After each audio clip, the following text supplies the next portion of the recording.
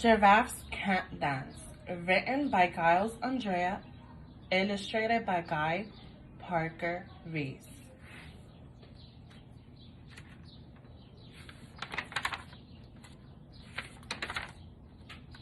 Gerald was a tall giraffe whose neck was long and slim, but his knees were awfully crooked and his legs were rather thin.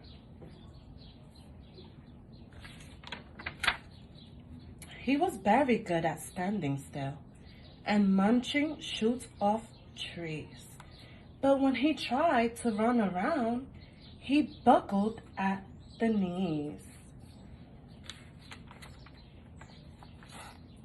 Now every year in Africa, they hold the jungle dance, where every single animal turns up to skip and prance. And this year, when the day arrived, poor Gerald felt so sad, because when it came to dancing, he was really very bad. The warthogs started waltzing, and the rhinos rocked and rolled. The lions danced a tango that was elegant and bold. The chimps all did a cha-cha with a very Latin feel, and 8 baboons then teamed up for a splendid Scottish reel.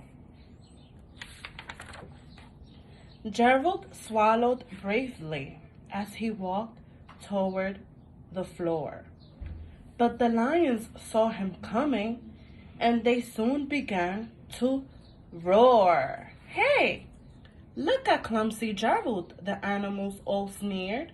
"Giraffes can't dance, you silly fool." "Oh, Gerald, you're so weird." Gerald simply froze up. He was rooted to the spot. "They're right," he thought. "I'm useless. Oh, I feel like such a clot." So he creeped off from the dance floor and he started walking home. He never felt so sad before. So sad and so alone. Then he found a little clearing and he looked up at the sky. "The moon can be so beautiful," he whispered with a sigh. "Excuse me," coughed a cricket, who'd seen Gerald earlier on. "But sometimes when you're different, you just need a different song." Listen to the swaying grass and listen to the trees.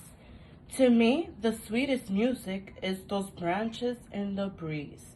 So imagine that the lovely moon is playing just for you. Everything makes music if you really want it to. With that, the cricket smiled and picked up his violin. Then Gerald felt his body do the most amazing thing. His hooves had started shuffling, making circles on the ground. His neck was gently swaying and his tail was swishing round. He threw his arms out sideways and he swung them everywhere. Then he did a backward somersault and leaped up in the air. Gerald felt so wonderful. His mouth was open wide. "I am dancing. Yes, I am dancing. I am dancing," Gerald cried. Then one by one, each animal who'd been there at the dance arrived with Gerald, boogied on, and watched him quite entrance.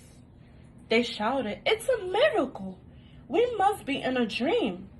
Gerald's the best dancer that we've ever seen." "How do you learn to dance like that? Please, Gerald, tell us how." But Gerald simply twirled around and finished with a bow. Then he raised his head and looked up at the moon and stars above. "We all can dance," he said, "when we find music that we love." The end.